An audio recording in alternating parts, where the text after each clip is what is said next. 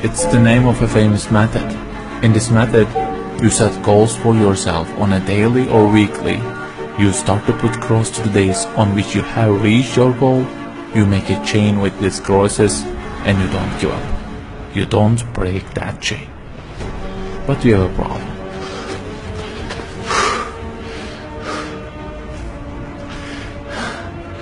Personal development specialists say that we should have goals. You know, they say like, don't sleep more than 6 hours, learn a language, finish a book every week, don't stop, always run, don't give up on your dream, don't break the chain. Okay, I don't object to them. I also have a table and put crosses on it every day and go after many goals, no problem. But you know what? They don't talk about the most important part of it.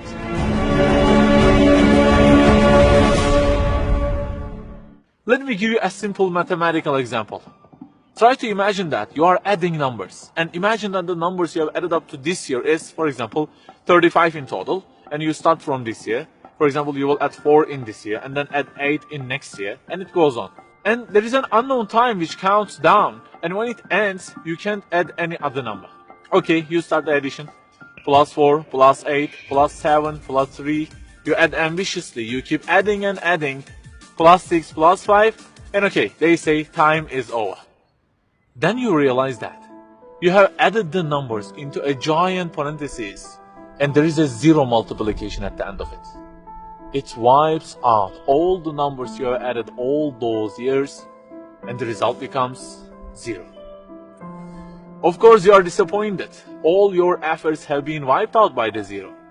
A regret arises inside of you. You say, I wish I had seen the whole picture at the beginning and realized that 0 and changed it with 1 before I started the addition. I think you got the point.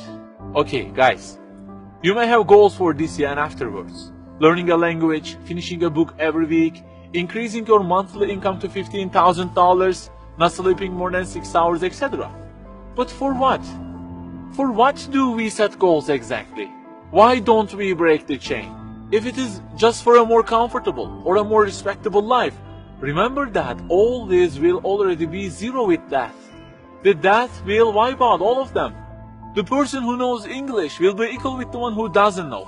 The one who earns more will be equal with the one who earns less. The one who can reach his goals will be equal with the one who can't. So, if at the end of it, the death will 0 everything, so what is the meaning of adding more numbers with an ambition? It just increases the degree of the disappointment that you will feel. So the logical thing is, seeing the whole picture at the beginning. In this life journey, which will end in an unknown time, my first job must be to prevent death from being 0. Well, can I really prevent death from being 0? I mean, since everything will leave my hands and will be lost, is there any other way that would transform them into something eternal?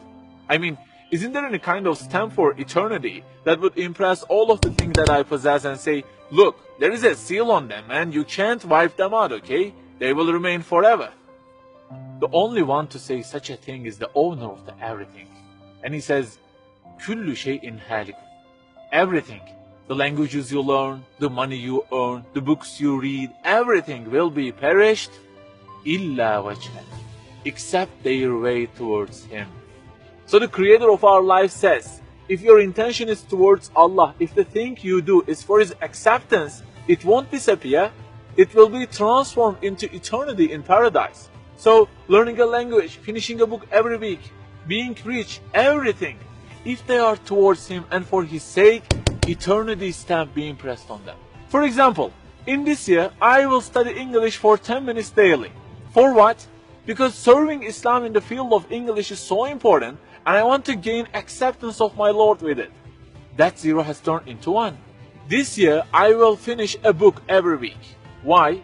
Because this is the way of being a more sophisticated person and serving Islam better, and Allah who is eternal will be pleased with it. Good news, that 0 has turned into 1 because now His acceptance is your intention. I aim increasing the income of my company to $150,000. For what? Because I will spend that money on spreading the message of the Quran to the whole world and the publications that would please Him. you have exterminated the zero because now your goal is towards him. We add and add like this through our lives, and they don't end with death. People who seek Allah's sake in their actions kill their death. Death cannot zero their additions. If the thing we do is for his acceptance, it is not mortal. You may say, I don't really love him that much, and maybe I don't really believe in him that much either. So how can I do everything for his sake? I don't even know who he is. My brother or sister, that's the problem. You don't even know who he is. And actually it is our first job in this life, recognizing him. That's the first step. The more you recognize him, the more you love him. And the more you love him, the more you seek his sake in your actions. So learn about him. Who made you? What does he want? Why does he give you such a billion things in each day? Read, find out. Turning the zero into one is a lifelong process. Start at the point that you are missing and try to fix it. Like the specialists say, don't break the chain, but keep the chain to gain his acceptance. Run, but run to be eternal. An unknown time counts down, and before starting to add the numbers, the first thing you have to do is to remove that zero. Otherwise, everything you added will be wiped out.